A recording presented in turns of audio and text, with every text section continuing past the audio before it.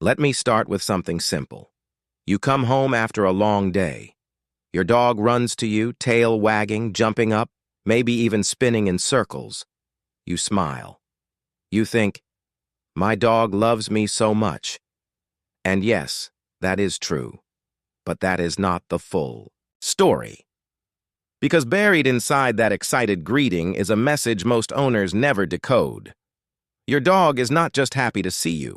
Your dog is telling you something about their internal emotional state, and if that state is extreme enough, it is actually a sign of something that needs your attention. But we will come back to that, because first, I need to show you the behaviors that are even more urgent, the ones that people laugh off or ignore completely. Have you ever seen your dog stare at a wall? Just stand there. Eyes locked on a blank wall, no sound, no movement. Just staring. Most people think it is funny. They take a video, post it online, caption it, "My dog is broken." But here is what is actually happening. Dogs have senses that are far beyond ours. Their hearing can detect frequencies 4 times higher than what humans can hear. Their nose is up to 100,000 times more sensitive. So when your dog is staring at a wall, they are not broken. They are detecting something. It could be a sound behind the wall, a smell coming through the vent, or vibrations from pipes or animals inside the structure. Now, most of the time, this is harmless. But here is where it gets interesting. Sometimes wall staring, especially in older dogs, is an early symptom of a neurological condition called canine cognitive dysfunction. Think of it like dog dementia, and if you are dismissing it as just a quirk, you could be missing a window to get early help. Something to think about. Now let me talk about something even more misunderstood. Yawning. Your dog yawns and you think, oh, they are sleepy. But dog psychology tells us something completely different. Dogs use yawning as a calming signal. It is a deliberate communication tool. When your dog yawns during a tense situation, when you are arguing with someone in the house, when a stranger comes too close, when training gets frustrating, that yawn is your dog saying, I am uncomfortable. I need this to slow down. I am trying to calm myself and the situation around me. Behaviorists who study dogs in the wild and in homes have documented this for decades, and yet almost every dog owner in the world sees a yawn and thinks nothing of it. Your dog has been speaking to you this whole time. You just did not know the language. But that is not the real reason this matters. See, when dogs use calming signals and those signals are consistently ignored, something happens inside them. They stop trying. They learn that their communication does not work. And when a dog feels like they cannot communicate, when they feel unheard, that is when behavioral problems start to explode. Anxiety, aggression, destruction, fear. All of it traces back to a dog that tried to talk and was never listened to. Let us go deeper. Have you ever noticed your dog licking their lips when nothing is in their mouth? No food, no water nearby. Just randomly, in the middle of a situation, lick, lick, lick. That is another calming signal, a stress response. It means your dog is feeling pressured. Maybe you leaned in too close for a hug. Maybe a child ran up to them too fast.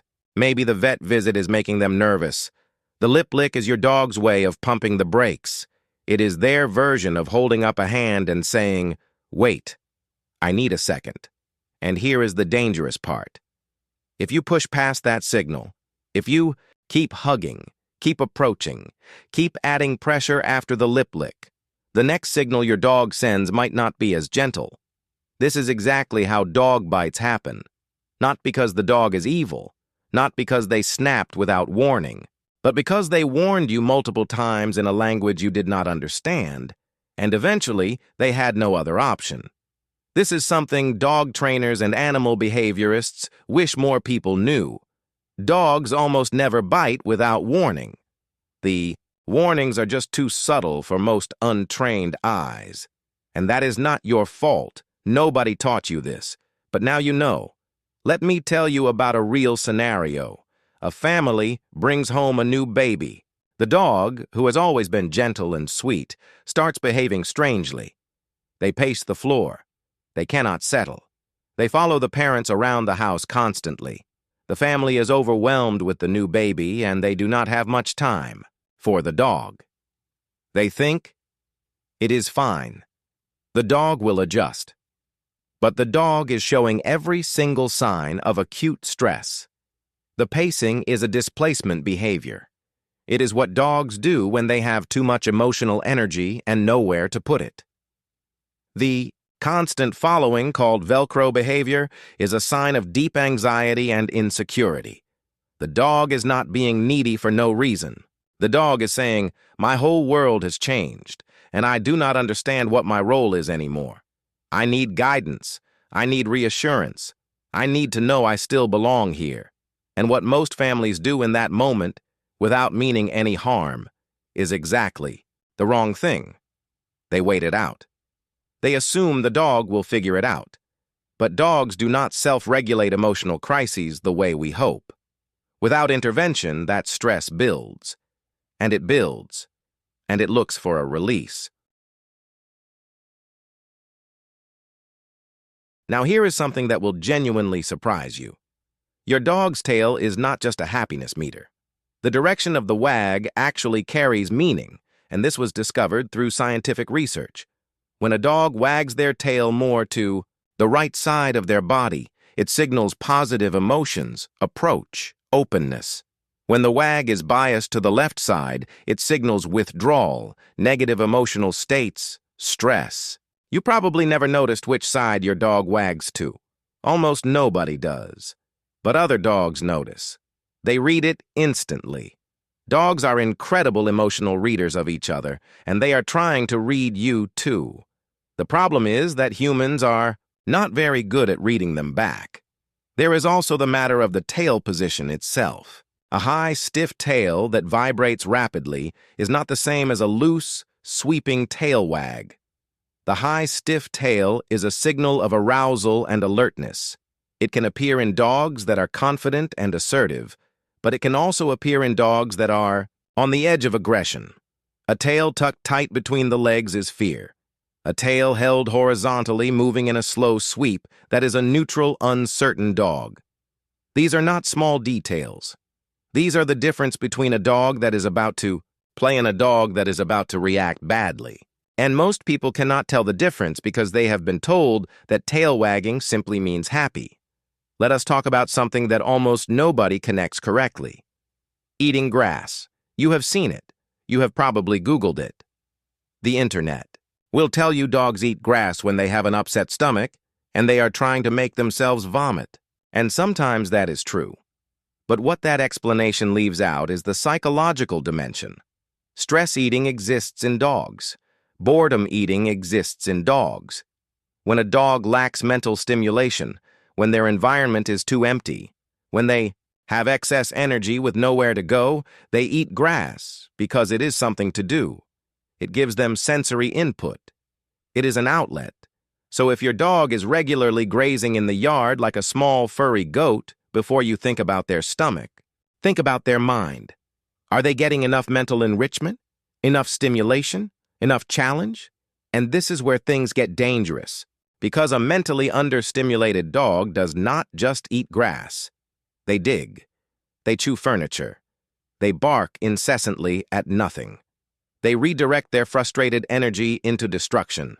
And then their owner calls them a bad dog.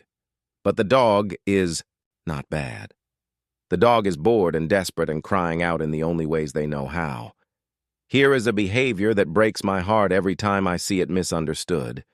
The whale eye. This is when you can see the whites of your dog's eyes, usually in a crescent shape at the corner. It happens when a dog turns their head slightly away, but their eyes stay locked on a target. It looks almost goofy, like a cartoon dog. People think it is cute. They take pictures. But the whale eye is a hard, clear signal of discomfort. The dog is saying, I do not like this situation. I am trying to look away to de-escalate, but I cannot take my eyes off the threat. It is anxiety and conflict happening at the same time in your dog's face, and they are telegraphing it to you openly. If you see whale eye and you continue whatever is making your dog feel that way, you are pushing them closer to a breaking point. Now let me tell you about the behavior that is most misread of all. And this is the one I promised to come back to. The excited greeting, the jumping, the spinning, the frantic energy when you walk in the door. Here is what most dog owners do not realize. A well-balanced dog can be happy and excited to see you without losing their mind. When a dog is so overwhelmed by your arrival that they cannot contain themselves, that is not purely joy. That is anxiety releasing. Your dog spent hours without you, and for a dog that has separation anxiety, even mild separation anxiety, your absence created a tension inside them. When you walk through the door, all of that tension floods out at once. It looks like love. And it is love. But it is love, wrapped in anxiety.